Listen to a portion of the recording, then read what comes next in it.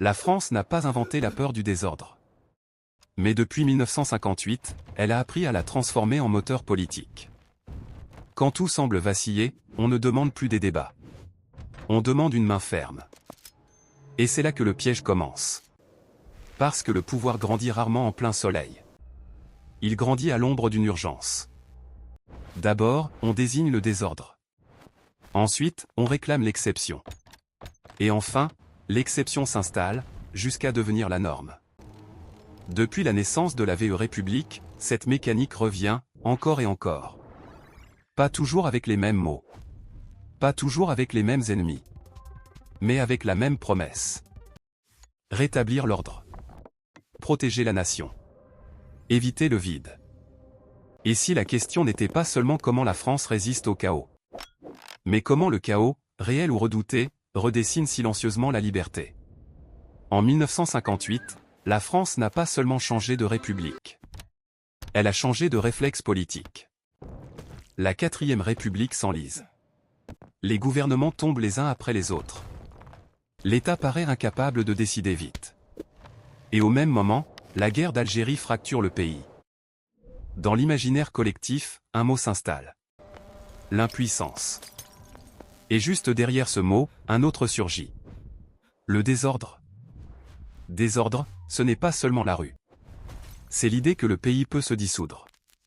C'est la peur que les institutions ne tiennent plus. C'est l'angoisse d'un vide au sommet. Alors, une promesse devient irrésistible. Rendre l'État gouvernable. La République naît dans ce climat. Elle se présente comme un remède. Un remède à l'instabilité. Un remède à la paralysie. Un remède à la peur de ne plus maîtriser. Et ce remède a un nom politique très concret. Un exécutif fort. On ne le dit pas toujours comme ça. On parle de continuité. On parle d'efficacité. On parle d'arbitrage. On parle de rapidité en temps de crise. Mais l'idée centrale est simple. Quand la nation tremble, il faut un centre de gravité. C'est ainsi que le président devient plus qu'un symbole. Il devient la pièce maîtresse du système. Celui qui incarne la stabilité. Celui qui peut décider quand les autres hésitent. Celui qui peut agir quand le pays craint de tomber. Et ici se forme un contrat implicite. Tu me donnes la force d'éviter le chaos. Je te donne l'ordre en échange. Ce contrat ne disparaît pas après 1958. Il devient une habitude. Il devient une culture. Il devient une attente. Parce qu'à partir de là, chaque grande secousse pose la même question. Sommes-nous encore en sécurité dans nos règles ordinaires? Ou faut-il des règles exceptionnelles? Et plus la peur est forte, plus l'exception paraît raisonnable. Depuis 1958, le pouvoir en France ne se contente pas de gouverner. Il gère aussi un sentiment. Le sentiment que l'ordre peut se fissurer. Et quand ce sentiment grandit, un mécanisme se met en marche. Un mécanisme simple, presque invisible. Mais terriblement efficace. Première étape. Nommer le désordre. On ne dit pas seulement qu'il y a une crise. On dit qu'il y a une menace. Une menace contre la République. Une menace contre la cohésion. Une menace contre la sécurité. Parce que le mot désordre n'est pas neutre. Il transforme un problème en danger. Il transforme une situation en urgence. Et l'urgence change la façon dont une société accepte les décisions. Quand on a peur, on discute moins. Quand on a peur, on veut des résultats.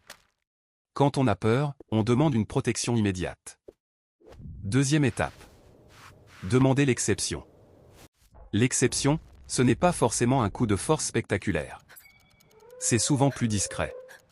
C'est une procédure accélérée. C'est un champ d'action élargi. C'est une mesure temporaire. C'est un outil pour quelques semaines. C'est une promesse de contrôle, le temps que la tempête passe. Et c'est là que le récit devient puissant. On ne retire pas la liberté par plaisir. On la suspend par nécessité. On ne concentre pas le pouvoir par ambition. On le concentre pour éviter la catastrophe. Troisième étape. Normaliser l'exception. C'est le moment clé. Parce que l'exception, au début, choque. Alors on l'habille. On la légitime. On la rend compatible avec le droit. On l'inscrit dans des textes. On la transforme en règle.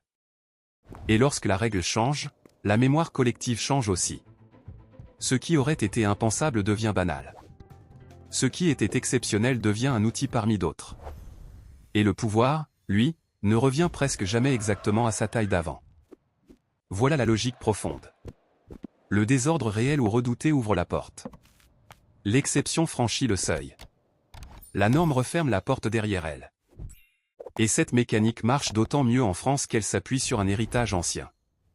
L'idée que l'État est le garant de l'unité. L'idée que l'ordre public est la condition de la liberté. L'idée que sans centre fort, la nation se fragmente.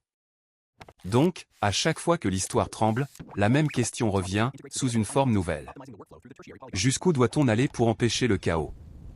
Et que reste-t-il de la liberté, quand la protection devient une habitude? Mais 1968 n'est pas seulement une révolte étudiante. C'est un choc neurologique pour l'État. Au départ, ce sont des slogans, des assemblées, des pavés, des barricades. Puis très vite, c'est autre chose. C'est une contamination. La rue s'enflamme. Les universités se bloquent. Les usines suivent. La grève devient massive. Et soudain, le pays entier donne l'impression de s'arrêter. Dans ces moments-là, le désordre n'est plus un débat politique. Il devient une sensation physique. Le sentiment que rien ne répond. Le sentiment que l'autorité recule. Le sentiment que la France peut basculer. Et c'est précisément ce sentiment qui fait basculer les décisions. Parce qu'en temps normal, on tolère la contestation. Mais quand l'État croit percevoir une rupture de contrôle, il change de langage. On ne parle plus de revendications. On parle d'ordre public. On ne parle plus d'opposition. On parle de menaces. On ne parle plus d'arbitrage social.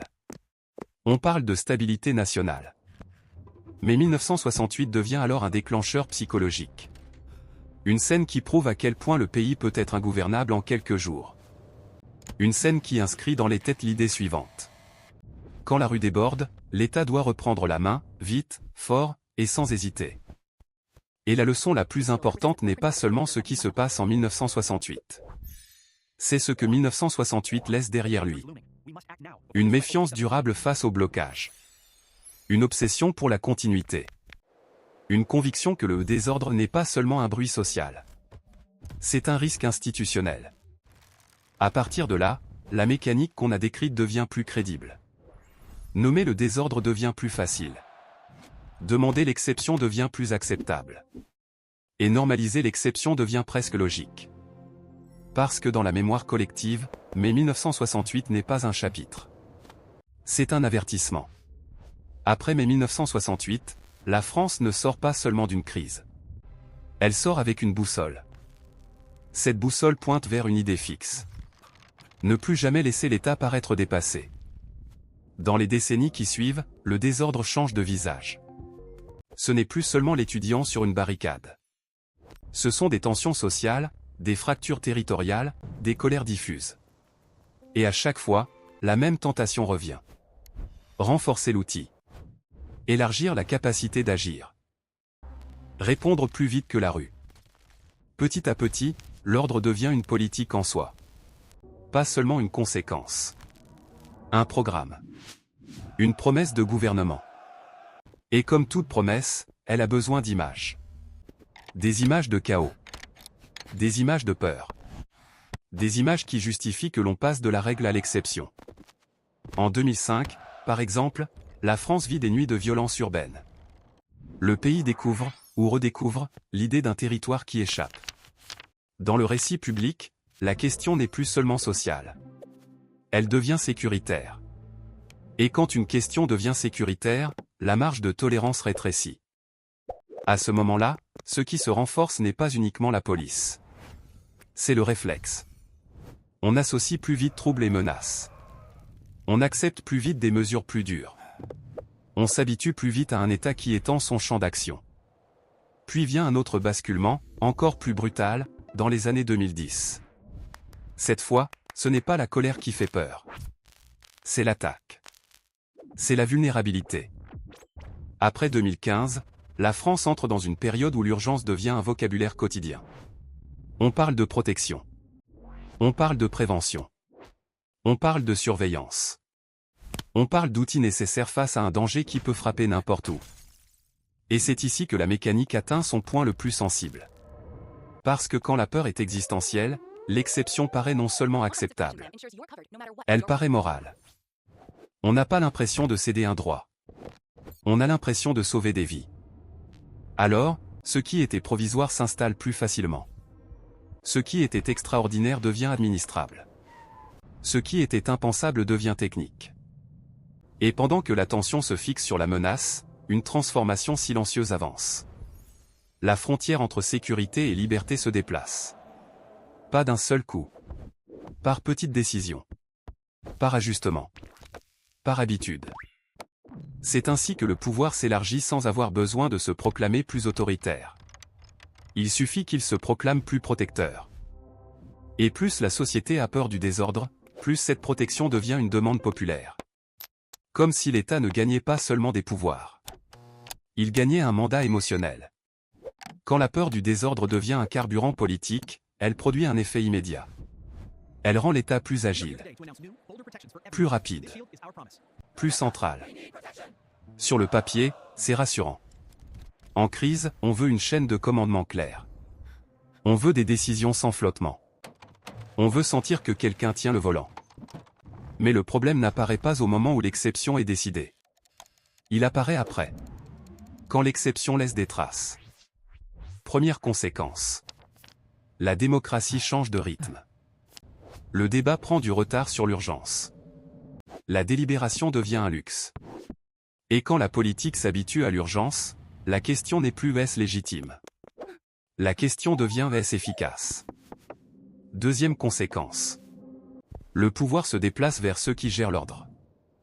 Quand l'ordre devient une priorité, ceux qui le fabriquent prennent du poids. Les administrations sécuritaires. Les outils de contrôle. Les procédures. Tout ce qui, en temps calme, reste en arrière-plan. Et cela crée une logique dangereusement simple. Plus il y a de peur, plus on élargit l'outil. Plus l'outil est large, plus il trouve des situations où s'appliquer. Et plus il s'applique, plus il devient normal. Troisième conséquence. Le langage politique se durcit. Parce que si l'ennemi principal est le désordre, alors l'opposant peut devenir suspect. La contestation peut être perçue comme une perturbation. La critique peut être renvoyée à l'irresponsabilité. Ce n'est pas un complot. C'est un glissement. Un glissement où la frontière entre gouverner et surveiller devient floue. Et pourtant, cette logique a des limites. Des limites fortes. Des limites françaises. La première limite, c'est la rue. La France n'est pas un pays sans conflictualité. La protestation fait partie de sa respiration politique. À force de traiter la tension sociale comme un problème d'ordre, on risque de l'enflammer. La deuxième limite, ce sont les contre-pouvoirs. Le droit. Les juges. Les institutions. Les médias. La société civile. Même quand l'urgence est grande, la démocratie finit par poser la question qu'elle ne peut pas éviter. Jusqu'où? Pour combien de temps? Avec quel contrôle? La troisième limite, c'est l'effet boomerang. Quand l'État promet l'ordre comme un produit, il crée une attente impossible. Parce que le désordre ne disparaît jamais totalement. Il change seulement de forme. Et si le pouvoir se justifie surtout par la peur, il peut devenir prisonnier de cette peur. Il devra toujours prouver qu'il protège. Toujours élargir. Toujours anticiper. Toujours contrôler. C'est ici que se trouve le dilemme central depuis 1958. La VE République a été conçue pour éviter l'impuissance. Mais à force de lutter contre le désordre, elle risque d'user la liberté comme on use un outil. Petit à petit. Sans bruit. Depuis 1958, la France a construit un système qui promet une chose avant toutes les autres. Ne pas laisser le pays dériver. Cette promesse a un charme immense. Parce qu'elle parle à une peur profonde. La peur que tout se défasse. La peur que l'État ne tienne plus. La peur que le désordre ouvre la porte au pire. Et c'est précisément pour cela qu'elle est dangereuse. Parce qu'une peur profonde peut justifier beaucoup, sans qu'on s'en rende compte. Quand le désordre est présenté comme la menace absolue, le pouvoir obtient un avantage moral. Il n'apparaît plus comme un acteur parmi d'autres. Il apparaît comme un bouclier. Or un bouclier ne se discute pas. On l'attrape. On s'y accroche. La VE République a été conçue pour être stable. Mais sa stabilité a un effet secondaire. Elle rend l'élargissement du pouvoir plus facile quand l'urgence s'installe. On ne change pas de régime. On ne proclame pas une rupture. On ajuste. On renforce. On accélère. On normalise. Et à la fin, le pays se réveille avec des règles nouvelles. Adoptées au nom d'un danger réel. Mais conservées parce que, désormais, elles semblent utiles. C'est ainsi que l'histoire avance. Pas seulement par les grandes lois, mais par les petits déplacements de ceux que l'on trouve acceptables. Alors que reste-t-il à comprendre, si l'on veut saisir la France d'aujourd'hui? Peut-être ceci. En France, l'ordre n'est pas seulement une condition de la liberté. Il est aussi une manière de la redéfinir. La question n'est donc pas de savoir si l'État doit protéger. Il doit protéger. La question est ailleurs. Qui décide de ce qu'est le désordre? Qui contrôle l'exception? Et surtout, combien de temps une société peut vivre en respirant l'urgence, sans oublier ce que vaut la liberté en temps calme? Parce qu'au fond, le désordre n'est pas seulement un danger. C'est aussi un miroir. Il révèle ce que nous sommes prêts à abandonner pour nous sentir en sécurité. Et il révèle une dernière vérité, très française. On peut craindre le chaos, sans jamais cesser d'aimer la contestation. Et c'est dans cette tension que la France continue de s'écrire.